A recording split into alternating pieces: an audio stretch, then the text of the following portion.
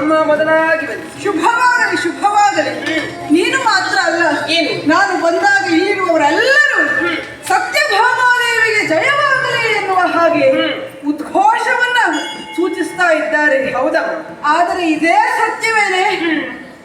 ಎದುರು ಕಾಣುವುದು ಮಾತ್ರ ಸತ್ಯ ಅಲ್ಲ. ಸತ್ಯ ಅಲ್ಲ. ಓ, ಇಲ್ಲಿ ಎದುರಿಷ್ಟು ಜನ ಜೈಕಾರ ಹಾಕ್ತಾ ಇದ್ದಾರೆ. ಅಲ್ಲಿ ಹಿಂದೆ ಇದ್ದವರು ನೋಡಿದೇನೆ ಆ ಸತ್ಯಭಾಮಿಗೆ ಯಪ್ಪೋ ಎಷ್ಟು ಗರ್ವವೇ, ಹೌದಾ ಅಂತ ಹೇಳ್ತಾ ಇದ್ದಾರೆ. ನಾವು ಅದಕ್ಕೆಲ್ಲ ತಲೆ ಕೆಡಿಸಿಕೊಳ್ಳುವವರಲ್ಲ. ಹೇಳೋರು ಹೇಳ್ತಾ ಇರ್ತಾರೆ, ಮಾಡುವವರು ಮಾಡ್ತಾ ಇರ್ತಾರೆ. ಅಷ್ಟೇ ಅಲ್ವಾ? ಯಾವಾಗಲೂ ಮೇಲೆ ಇದ್ದವರ ಕಾಲನ್ನು ಎಳೆಯುವುದು ಯಾರು? ಕೆಳಗಿದ್ದವರು ಅಲ್ವಾ? ಅಂದ್ರೆ ಅವರು ನಮಗಿಂತ ಕೆಳಗಿದ್ದಾರೆ ಅಂತ ಅರ್ಥ ಅಲ್ವಾ? ಹೌದಮ್ಮ. ತೊಂದರೆ ಇಲ್ಲ ನಮಗೆ. ಯಾರು ಎಷ್ಟು ಗರ್ವ ಹೇಳಿದರೇನು? ನಮ್ಮ ಯೋಗ್ಯತೆ ಕಡಿಮೆ ಆಗಲಿಕ್ಕೆ ಉಂಟೇನೆ? ಇಲ್ಲವೇ. ಅದರಲ್ಲಿಯೂ ಗರ್ವ ಪಡುವಂತಹ ಯೋಗ್ಯತೆ ಇರುವುದು ಯಾರಿಗೆ ಕೇಳಿದ್ರೆ ಅದು ಸತ್ಯಭಾಮಾದೇವಿಗೆ. ಹೌದಮ್ಮ. ಯಾಕೆ? ಎಲ್ಲದರಲ್ಲಿಯೂ ನಾನು ವಿಶೇಷವಾದವಳೆ. ಪ್ರಪಂಚದಲ್ಲಿ ನಿಯಮ ಹೇಗೆ? ಮದುವೆಯಾದಂತಹ ಹೆಣ್ಣೊಬ್ಬಳು ಗಂಡನ ಮನೆಯನ್ನ ಸೇರಿದ ಬಳಿಕ ಅವಳು ಗುರುತಿಸಿಕೊಳ್ಳುವುದು ಹೇಗೆ? ಓ, ಇಂಥವರ ಹೆಂಡತಿ ಇವಳು ಅಂತ. ಆದ್ರೂ ನಾನು ಹಾಗ ನೋಡು, ಮದುವೆಯಾಗಿ ಇಷ್ಟು ಕಾಲಗಳು ಕಳೆದು ಹೋದರೂ ಓ ಇಂಥವರು ಮಗಳು ಅಂತ ಗುರುತಿಸ್ತಾರೆ. ಹೌದು. ಅಂದ್ರೆ ವಿಶೇಷ ನೋಡಿದ್ಯಾ? ಅಲ್ಲಿಂದಲೇ ಪ್ರಾರಂಭ ನಮ್ಮ ವಿಶೇಷ. ನಿಮ್ಮ ಅಪ್ಪನ ಯೋಗ್ಯತೆ ಅಂತ. ಹೌದು, ಪರಂಪರೆಯೇ ಹಾಗುಂಟೆ ಅದು. ಆಮೇಲೆ ಏನು ಪ್ರಪಂಚದಲ್ಲಿ ಐಶ್ವರ್ಯಕ್ಕೆ ಯಾರು ಅಂತ ಕೇಳಿದ್ರೆ ಸತ್ಯಭಾಮಾದೇವಿ. ಪ್ರಪಂಚದಲ್ಲಿ ಸೌಂದರ್ಯಕ್ಕೆ ಯಾರು ಅಂತ ಕೇಳಿದ್ರೆ ಸತ್ಯಭಾಮಾದೇವಿ. ಪ್ರಪಂಚದಲ್ಲಿ ವಿದ್ಯೆಗೆ ಯಾರು ಅಂತ ಕೇಳಿದ್ರೆ ಸತ್ಯಭಾಮಾದೇವಿ. ಪ್ರಪಂಚದಲ್ಲಿ ಗುಣಕ್ಕೆ ಯಾರು ಅಂತ ಕೇಳಿದ್ರೆ ಸತ್ಯಭಾಮಾದೇವಿ. ಪ್ರಪಂಚದಲ್ಲಿ ಗರ್ವಕ್ಕೆ ಯಾರು ಅಂತ ಸತ್ಯಭಾಮಾದೇವಿ. ಸರಿ ಸರಿ ಉಂಟು, ಸರಿ ಉಂಟೆ. ನೀನು ಹೆದರೋದು ಯಾಕೆ? ನಾನು ಹೇಳಲಿಲ್ವಾ? ಏನು? ಗರ್ವ ಪಡುವುದಕ್ಕೂ ಯೋಗ್ಯತೆ ಎನ್ನುವುದು ಬೇಕಾಗ್ತದೆ. ಅಹಂಕಾರವನ್ನೇ ಅಲಂಕಾರಪ್ರಾಯವಾಗಿ ಧರಿಸುವ ಇರುವವಳು ನಾನಿದ್ದೇನೆ. ನೋಡೆ ನೋಡೆ ನೋಡೆ ನೋಡೆ, ಏನು ನಮ್ಮ ನಾಡಿಗೆ ಶೋಭಿಸುತ್ತಾ ಇರುವಂತಹ ಪರಿಯನ್ನ ನೋಡೆ. ಎಲ್ಲಿ ನೋಡಿದ್ರು ಬಂಗಾರವೇ, ಎಲ್ಲಿ ನೋಡಿದ್ರು ಬಂಗಾರ. ಆದ್ರೆ ಅದು ಹೀಗೆ ಇತ್ತ ಮೊದಲು? ಹೀಗಿರ್ಲಿಲ್ವಾ? ಹೀಗಿರಲೇ ಇಲ್ಲ. ಹೇಗಿತ್ತು? ಎಲ್ಲಿ ನೋಡಿದರೂ ಮರಳಿನ ರಾಶಿ, ಮಣ್ಣಿನ ರಾಶಿ. ಹೌದಾ? ಹೌದೇ. ಇಲ್ಲಿ ಏನಾದರೂ ಅಷ್ಟ ಐಶ್ವರ್ಯಗಳು ಬಂದಿದೆ ಅಂತ ಆದ್ರೆ ಅದಕ್ಕೆ ಕಾರಣ ಈ ಸತ್ಯಭಾಮಾದೇವಿ. ಮದುವೆಯಾದ ಮೇಲೆ ಕೇವಲ ಈ ಭಾಮಾಮಣಿ ಅಲ್ಲ ಬಂದದ್ದು, ನನ್ನ ಅಪ್ಪನಿಂದ ಶಮಂತಕ ಮಣಿ ಎನ್ನುವುದು ಕೊಡಲ್ಪಟ್ಟಿದೆ ಅಲ್ವಾ? ದಿನ ಒಂದಕ್ಕೆ 8 ಮಣ ಬಂಗಾರವನ್ನು ಅದು ಕೊಡುತ್ತದೆ ಅಂತ ಆದ್ರೆ ಈ ದ್ವಾರಾವತಿ ಎಲ್ಲವೂ ಅದೇ ಬಂಗಾರದಿಂದ, ಅದು ಇಟ್ಟ ಬಂಗಾರದಿಂದ ಶೃಂಗರಿಸಲ್ಪಟ್ಟಿದೆ. ಸ್ವರ್ಣ ದ್ವಾರಕ್ಕೆ ಹೇಗಿದೆ ಅಲ್ವಾ? ಓಡೆಗಳು, ಕಂಬಗಳು ಅಲ್ಲ, ನೆಲವು ಬಂಗಾರಮಯವಾಗಿದೆ ಅಂದ್ರೆ ಕಾರಣ ಎಲ್ಲ ಬಂಗಾರ. ಅದಕ್ಕೆ ಸತ್ಯಭಾಮಾದೇವಿ ಅಲ್ಲದೆ ಮತ್ತಿನ್ಯಾರೇ? ಹಾಗಾಗಿ ದ್ವಾರಕ್ಕೆ ಜನ ಎಲ್ಲ ಹೇಳುದಮ್ಮ, ಏನು ಅಮ್ಮ ಬಂದದ್ದೇ ಬಂಗಾರಮ್ಮ ಬಂದಾಗಾಯ್ತು ಅಲ್ವಾ? ಅದ್ರ ಮೊದ್ಲು ಮತ್ತೆಂತದ್ದು ಸೇರಿಸಬೇಡ. ಅದು ಯಾವ್ದು ಅಂತ ಬೇಡ, ಬಂಗಾರಮ್ಮ ಮತ್ತೆ ವಿಶೇಷಣೆ ಬೇಡ. ಬಂಗಾರಮ್ಮ ಬಂದಾಗಾಯ್ತು. ಹೌದು, ತೊಂದರೆ ಇಲ್ಲ. ಏನು ಅದು ನಿಜವಾಗಿ ನನಗೆ ಅನ್ವರ್ಥವೂ ಹೌದು ಅಲ್ವಾ? ಅದಕ್ಕಾಗಿ ಹಾಗೆ ಹೇಳ್ತಾ ಇರುವುದು. ಇನ್ನು ಹೊಟ್ಟೆ ಕಿಚ್ಚು ಪಡುವವರು ಪಡ್ತಾರೆ. ತಮ್ಮಲ್ಲಿ ಇಲ್ಲದೆ ಹೋದಾಗ ಅಲ್ವಾ ಬೇರೆಯವರನ್ನು ನೋಡಿ ಹೊಟ್ಟೆ ಕಿಚ್ಚು ಪಡುವುದು. ಮತ್ತೆ ಅದಕ್ಕಾಗಿ ನಾನು ತಲೆ ಕೆಡಿಸಿಕೊಳ್ಳುವುದೇ ಇಲ್ಲ. ಪ್ರಚಾರ ಮಾಡುವವರು ಮಾಡಿಕೊಳ್ಳಲಿ, ನನಗೇನು ಅಲ್ವಾ? ಆದ್ರೂ ಒಂದೇ. ಆದ್ರೆ ನನಗೆ ಆಶ್ಚರ್ಯ ಆದ್ರೆ ಮತ್ತೇನಲ್ಲ, ಏನು ಇವತ್ತು ಎಂದಿನ ಪರಿ ಅಲ್ವೇ ಅಲ್ಲ. ಏನಾಯ್ತು? ಏನೋ ಒಂದಿಷ್ಟು ಜನ ಮಾತಾಡ್ತಾ ಇದ್ದೀರಿ ಬಿಟ್ರೆ ಮನಸ್ಸಿನಲ್ಲಿ ಏನೋ ಒಂದು ನೀನು ಗೊತ್ತಾಗೋಯ್ತು, ಭಾವನೆ ಬದಲಾದಾಗ ನೀನು ಗೊತ್ತಾಗೋಯ್ತೇನೆ ಸಖಿ. ಗೊತ್ತಾಗಬಾರ್ದು ಅಂತೇಳಿ ನೀವು ಈ ರೀತಿ ಮಾಡಿದ್ದ? ಒಂದ್ ರೀತಿ ಹಾಗೆ ಮನಸ್ಸಿನಲ್ಲಿ ಬಹಳ ನೋವು ತುಂಬಿಕೊಂಡಿದ್ದವರು. ಅಯ್ಯೋ, ನಮ್ಮ ನೋವು ಯಾರಿಗಾದ್ರೂ ಗೊತ್ತಾದ್ರೆ ಏನು ತಿಳಿದುಕೊಂಡಾರು, ಏನು ಆಡಿಕೊಂಡಾರು ಎನ್ನುವ ಕಾರಣಕ್ಕಾಗಿ ನಾವು ಸ್ವಲ್ಪ ಹೆಚ್ಚು ಮಾತಾಡ್ತೇವೆ.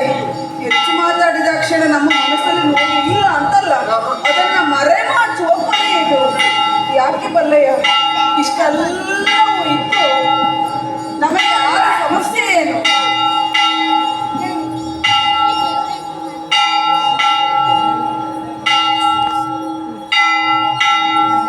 ಸರಿ ಇತ್ತು, ಯಾವುದು ಸರಿ ಇರಬೇಕು ಅದೇ ಸರಿ ಇರದೆ ಹೋದ್ರೆ ಮನಸ್ಸಿಗೆ ನೋವಾಗದೆ ಹೋಗ್ತದ. ಆ ನೋವನ್ನ ಮರೆಮಾಚುವುದಕ್ಕಾಗಿ ಇಷ್ಟೆಲ್ಲ ಮಾತಾಡ್ತಾ ಇದ್ದೇನೆ. ಹೌದಾ? ಏನದು ನೋವು? ಏನು ಗೊತ್ತಾಗಲಿಲ್ಲವೇ ನಿನಗೆ? ಏನಮ್ಮ? परन्याके मार जनक सा सार साक्षीय सार साक्षीय परन्या के मार जनक सार साक्षीय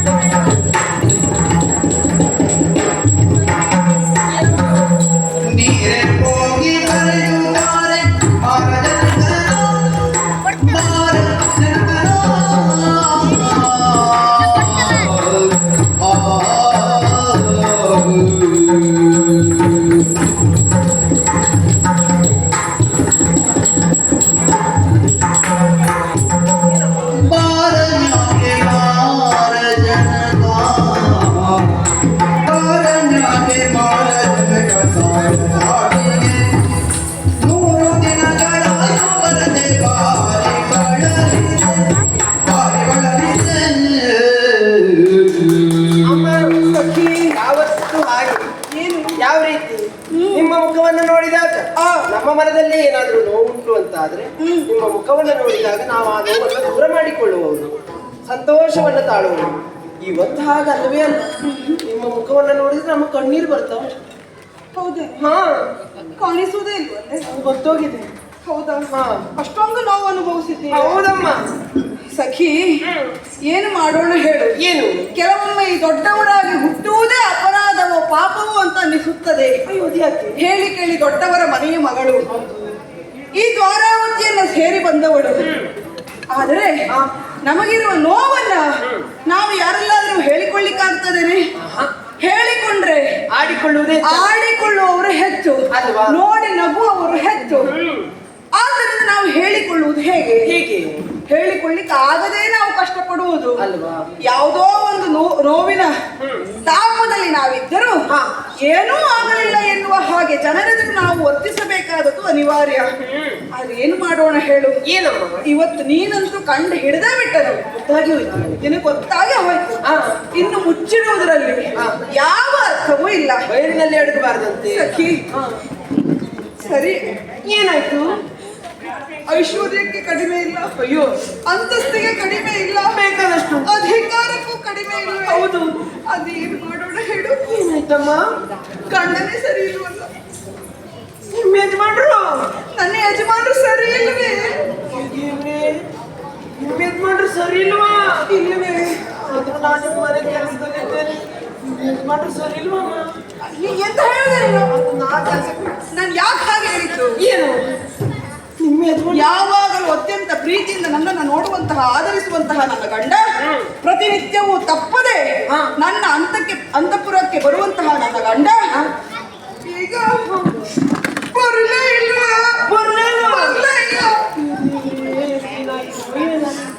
ಒಂದಿನ ಅಲ್ವೇ? ಮತ್ತೆ 2 ದಿನ ಅಲ್ವೇ? ಅಯ್ಯೋ, 3 ದಿನ ಆಯ್ತು ಬರುತ್ತೆ. 3 ದಿನ. ನೀವು ಹೇಳುದು ನೋಡ್ರಿ, ಎಷ್ಟು ದಿನ ಆಗೋಯ್ತು ಅಂತೇಳಿ ಭಾವಿಸಿದೆ ನಾನು. ಅಂದ್ರೆ ನಿಮ್ಮ ಯಜಮಾನ್ರ ಮನೆಗೆ ಬರ್ದೆ 3 ದಿನ. 3 ದಿನ ಅಲ್ಲ, 3 ದಿನ. 3 ದಿನ ಆಯ್ತು. ಸುಮ್ಮನೆ ಮನೆ ಏನು? ನಮ್ಮ ಯಜಮಾನ್ರ ಮನೆಗೆ ಬರ್ದು 3 ತಿಂಗಳು ಹೇಗಿದ್ದೇನೆ ನಾನು. ನೀನ್ ಹಾಗೆ ಇರ್ತೀಯ. ಯಾಕೆ ಗೊತ್ತಾ? ಯಾಕೆ? ನಿನ್ನ ಗಂಡ 3 ತಿಂಗಳಲ್ಲ 3 ವರ್ಷ ಬರೆದಿದ್ರು ನೀನು ತಲೆ ಕೆಡಿಸಿಕೊಳ್ಳುವವಳಲ್ಲ. ನೀವಿದ್ದೀರಲ್ಲ. ನೀನು ನಿನ್ನ ಗಂಡನ ಜೊತೆಗೆ ಇದ್ರೆ ನಿನ್ನ ಊಟ ಮಾಡ್ಲಿಕ್ಕೆ 1 ಹೊತ್ತಿನ ಗತಿ ಇವರು ನಿಲ್ವಾಗಿತ್ತು. ಆದ್ರೆ ಇಲ್ಲಿ ಹಾಗಲ್ಲ. ನಿನಗೆ ನೆನಪಾದಾಗೆಲ್ಲ ಬೇಕಾದಷ್ಟೇ ಊಟ ಮಾಡಬಹುದು ನೀನು. ಹಾಗಾಗಿ ನಿಮ್ಮನೇಲೆ ಕೆಲಸಕ್ಕೆ ಬೇಕಾದಂತಹ ವಸನಗಳು, ವಸ್ತ್ರಗಳು, ಒಡವೆಗಳು ಯಾವುದಕ್ಕಾದ್ರೂ ನಾನು ಕೊರತೆ ಮಾಡಿ ತಿಂತೆ. ನೀವು ಬೇಡ ಅನ್ಸಿದ್ದೆಲ್ಲ ನಮಗೆ ಕೊಟ್ಟಿದ್ದೆ ನೀವು. ಅಂದ್ರೆ ನನಗೆ ಬೇಡದೆ ಹೋಗಿದ್ದು ಮಾತ್ರ ಕೊಟ್ಟಿದ್ದು. ನಿಮಗೆ ಬೇಕಾದದ್ದಲ್ಲ ನಾನು. ಹಾಗಲ್ಲ, ಬಂಗಾರ ಆಭರಣಗಳೆಲ್ಲ ಧರಿಸಿ. ಬಂಗಾರ ಆಭರಣಗಳು ಬೇಡ ಅಂತ ಅನಿಸುವುದು ಉಂಟಾ? ನನಗೆ ಬೇಡ ಅಂತ ಅಲ್ಲ, ಮತ್ತೆ ನಿಮಗಿರಲಿ ಅಂತ ಕೊಟ್ಟದ್ದು ನಾನು. ಆದ್ದರಿಂದ ನೀವೆಲ್ಲ ನಾನೇ ಹೋಗು ಅಂತ ಹೇಳಿದ್ರು ನೀವೆಲ್ಲ ಹೋಗ್ಲಿಕ್ಕೆ ಮನಸ್ಸು ಮಾಡುವುದಿಲ್ಲ. ಆದ್ರೆ ನನ್ನ ಪರಿಸ್ಥಿತಿ ಹಾಗಲ್ಲ. ಯಾವುದಕ್ಕೆ ಕೊರತೆ ಆಗದೆ ಹೋದ್ರು ಗಂಡನ ಪ್ರೀತಿಗೆ ಕೊರತೆ ಆಗಿದೆ. ಅದಕ್ಕಾಗಿ ಇಷ್ಟು ಸಮಸ್ಯೆ ಆಗದು. ಏನು ಮಾಡೋಣ ಹೇಳ ಸಖಿ? ಏನು ಮಾಡುದಮ್ಮ? ಏನು ಮಾಡುದಮ್ಮ? ಒಂದು ದಾರಿ ಉಂಟು. ಹೌದು, ಆ ದಾರಿ ಹೋದ್ರೆ ನಿಮ್ ಪ್ರೀತಿ ಸಿಕ್ಕ ಬನ್ನಿ, ಆ ದಾರಿ ನೀ ಜಾಗ ಬಿಡ್ಬೇಕು, ನಾನು ಬರುದಿಲ್ಲ. ಈಗಷ್ಟು ಹೇಳುದು ನಾನೇ ಹೋಗಿ ಅಂತ ಹೇಳಿದ್ರು ನೀವು ಹೋಗುದಿಲ್ಲ. ಈಗ ಮತ್ತೆ ಈ ಸ್ಥಳ ಬಿಡ್ಬೇಕು. ಎಲ್ಲಿಗೆ ಹೋಗುದು? ಯಾರ ಮನೆ ಕೆಲಸ? ಸಖಿ, ನಿಮ್ಮ ಸಂಬಳ ಯಾರು ಕೊಡುದಿಲ್ಲ. ಹಾಗಲ್ವೇ? ಜಾಗ ಬಿಡ್ಬೇಕು. ಯಾಕೆ? ನನ್ನ ಕೆಲಸಕ್ಕಾಗಿಯೇ ನೀವು ಜಾಗ ಬಿಡ್ಬೇಕೀಗ. ನಿಮ್ಮ ಕೆಲಸಕ್ಕೆ? ಹೌದಪ್ಪ. ಏನು ನೋಡು, ನನ್ನ ಅರಸ ಯಾವ ನಾರಿ ನಿಲಯದಲ್ಲಿ ಅಡಗಿದ್ದಾನೆ ಎನ್ನುವುದನ್ನ ನೀನು ಹೋಗಿ ನೋಡಿ ಆ ವಾರ್ತೆಯನ್ನು ನನಗೆ ತಂದು ಹೇಳ್ಬೇಕು. ಇದು ನಿನಗಿರುವಂತ